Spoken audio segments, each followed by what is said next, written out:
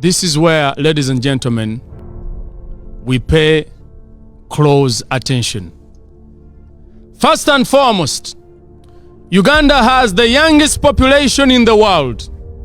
So it is not by mistake or by bandwagon when they choose to ask for seats from a government that makes them feel they have no share in their country.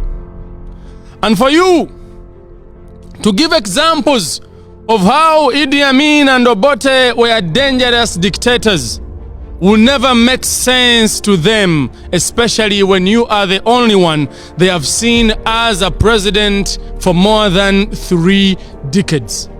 Gwe mukulembeze aluddeko emyaka gyonna. But yet you are telling the youngest population in the world, ladies and gentlemen, that Amin and Obote were dictators. Ninga ate the youngest population is looking at you nti babazadde kwebali bazadde abaana nga kwoli, and you are telling them that bali be bali ba dictator be batalaba. Even if you came in power when the oldest person was 20 or 15 years old, they have the courage to call you a dictator because still oba ofuze Uganda okusinga omuntu omulala yenna.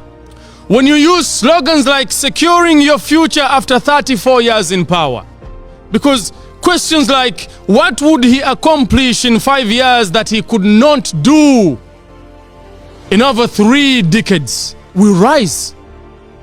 People will ask, kiki kyagenda okukola myaka 5 okusecuringa future yaffe fe abato mu ggwanga that he could not secure in the past 3 decades. It is for that same reason that many of them chose to join a man who used a simple slogan, "We are removing a dictator," because that relates to their mindset.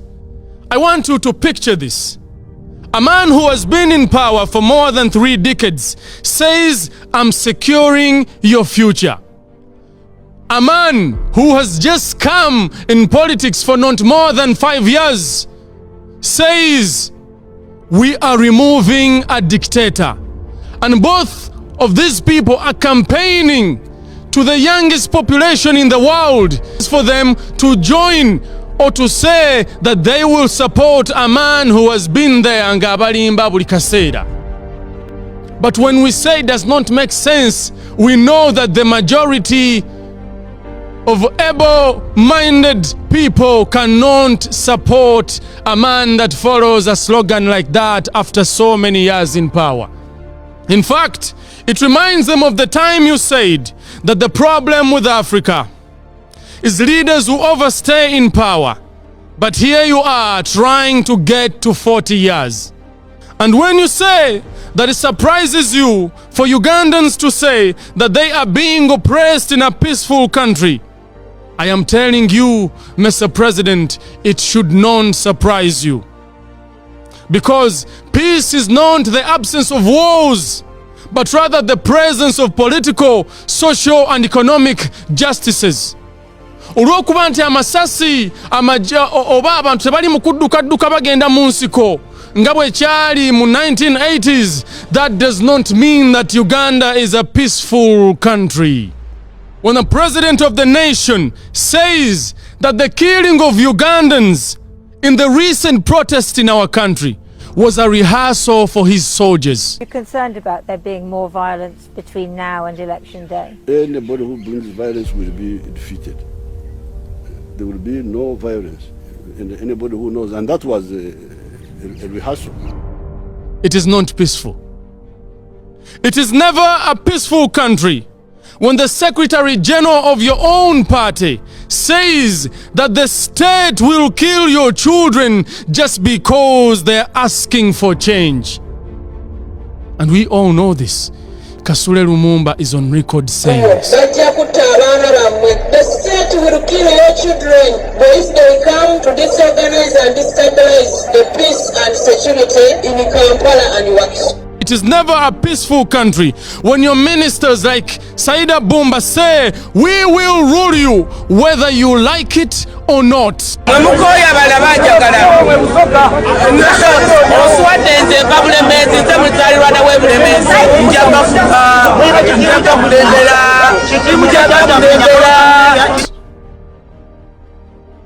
It is never a peaceful country when your generals publicly say that police have a right to shoot Ugandans. They have a right to shoot you, and you'll die for Jerry, for nothing. And I don't want you, anybody wants to take that risk, do it at your own risk. It is never a peaceful country when you cannot de-escalate tensions with negotiations other than violent intimidation. It is not. It is never peaceful when your opinion is the only one that matters in a country full of able and willing people to help it progress forward. When a president says he is not a servant of Ugandans, but a man working and securing the future of his children and grandchildren. Do you wake up sometimes and feel, you know what, this is too much for me? This is too much. You don't feel appreciated enough. It doesn't matter because I'm not working for. I'm working for myself. I'm not working for other people. I'm working for my grandchildren, for my children. It is never peaceful when the constitution keeps being changed to serve your selfish interests. Case in point, the age and term limit. Ibyo byonna byakyusibwa to make sure biyamba gwe Yoweri Tibuhaburwa Museveni. See, when Ugandans hear you use words like your army, your oil, we obviously look at you as a man who came with a hidden agenda, sugar-coated with false hopes. We look at you as a man who promised to work for us, but who never even worked with us. You have instead worked against us. And so, it should not surprise you when the youth choose to protest against your government. To the opposition, the greatest asset a human should learn in times of trouble is by learning from it. But I guess it is so difficult for so many of you, or for so many leaders in the opposition, who are choosing to affront ego and pride instead of the cause that you say you are standing for. It is at this moment that you should be uniting, not fighting. It is at this moment that you should unite for a greater cause.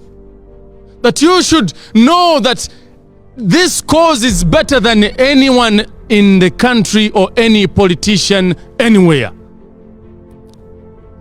This should be about Assembly May, who was shot in broad daylight by an officer who hasn't been fully prosecuted.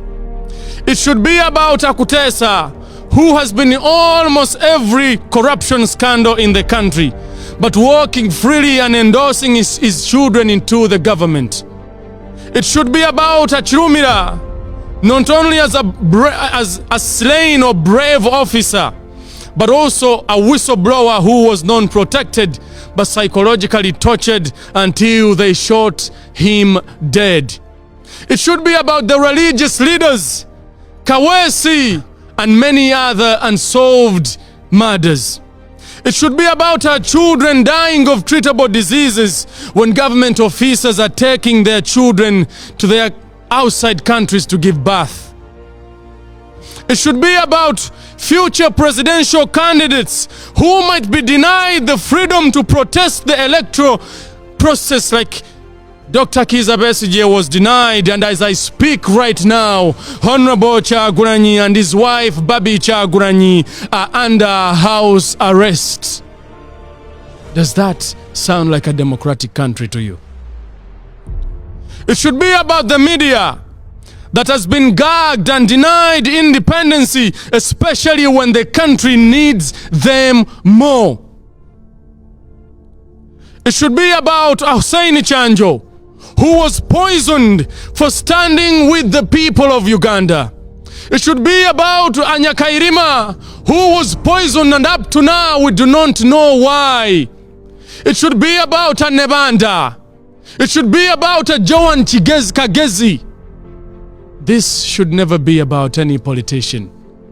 So temwe ibara when Ugandans choose to stand up against you too.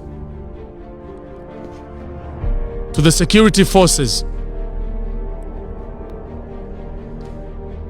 you should remember that shooting unarmed civilians to impress your superiors will never equate to bravery. Atao muba mufuuse abantu abatalina mulamwa. It is in your best interest to join those fighting to bring peace in our country and protect, and I'm serious, what's left of our constitution. Wanga constitution yaffe has been tampered with so many times just to be sure that it serves an individual. And to the Ugandan population, you should know that the thorough rigging of elections was to turn hopeful people into hopeless. I would like you to know that once you declare someone a dictator, it means you must accept that to stop dictatorship is a process that requires patience, consistency, courage, and most importantly, staying hopeful.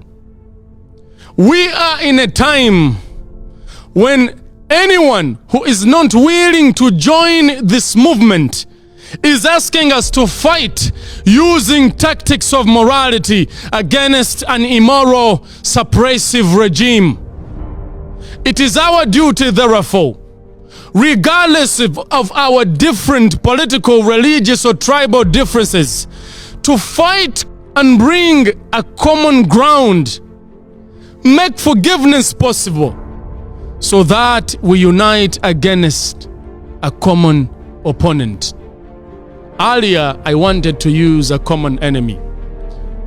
But we want President Museveni to know that seeking for change does not mean that we are his enemies. We are just people or Ugandans trying to add value to our country. I'm asking you, Ugandans, to not be demoralized by a system that was built to serve Museveni, his family, and friends. I'm asking you to not be discouraged just because mwarabye nga babba obululu. This should make your adrenaline okubeera nga ebaddukiramu ate n'amaanyi, but with patience.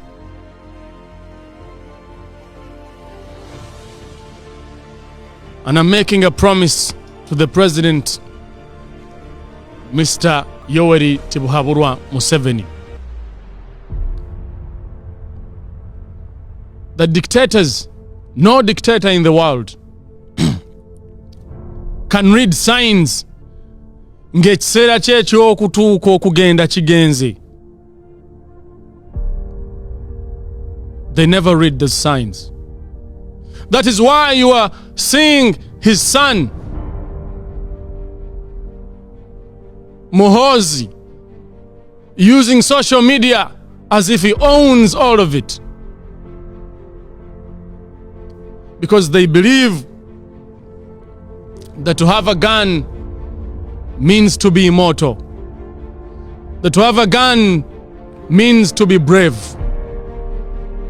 I am telling you, and I'm asking you, nti bwe muba mukyayinamu akatima akasaasizi eri bannayuganda, you should do whatever you can to help the country heal from the hate that people are adopting to, from the anger that people are adopting to.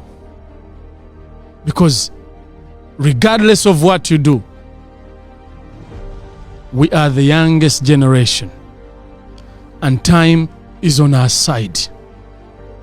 Regardless of how you choose to frustrate us, we are the youngest generation, and so we will be as patient as we can, but as pushy as we can, until you get to understand that we need to add value to our nation. Buli we tugezaako okuvaayo, they always say that we are being funded by the Western world. But I want to ask you, a Ugandan who is watching me today, do you have to be funded to see that they are killing people in our country? Do you have to be funded to see that corruption is turning into a religion? Gwe weebuuze, for a man who says he wants to change everything in the country, bamutebira akomyawo bwaki? Are they the only people who have the capacity to lead the bank? Oba okukulembera, oba okucommissioning a bank? Do we have to be funded to know that there is injustice in our country? And if they don't use nti batufundinga as a nation to fight them, bagamba nnyo that we are promoting tribalism. I want to say to the president that once you choose a vice president, and I will say it like Sekandi, when you know you will not listen to him, when you know you most probably will not take advice from him, but rather you chose him okukabinga abaganda, then you are promoting tribalism. Because that is not what we want. This generation does not care ani gwe tuleeta as long avuddemu Busoga oba mubagisu oba mubanyankole, as long as their purpose is to serve the country. Mulekerao okusugarcoatinga services. Because think about this. If Tumuine and Sekandi balese ekiteeso, you are Ugandan who is watching me today, who do you think they would listen to? Nja kumaliza n'ebigambo by'omwami Atiko gye nsomye olwaleero gwe bayita Muhimbise. He said that to those who say that Buganda is tribalistic and other areas are tribalistic, I want to remind them that in 2011, 16, 2006, the candidates that got most votes in Buganda, bali tebabeera Buganda. It was President Museveni and Dr. Kizza Besigye. So, I'm asking you Ugandans, do not accept the preaching they are trying to impose on you. Nti muli promoting a tribalism. No. Because if he says that tribalism is growing, like George Muhimbise said, then President Museveni talina kyakolidde ensi. Agizizaayo exactly wawo yagisanga. So do not hate yourselves, dear Ugandans, but unite. Make them know that the tricks zebakola tezigasa. To the opposition, this is a moment when we know kukwataganira awamu. Show us that you want unity, because the people are ready to unite. N'ebigambo ebyo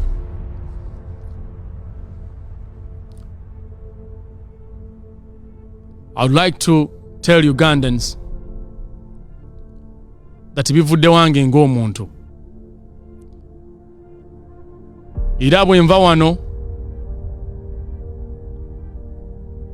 I'm going to call other candidates. Earlier today, I tried to talk to Honorable Kyagulanyi. I'm going to call other serious, when I say serious candidates, ababaddemu mu campaign yenu. Nze ntuuse obuvunanyizibwa, and I ask them to join together. And I tell them that this is the time we need them to put their pride and egos aside, so that they deliver the change that we seek for.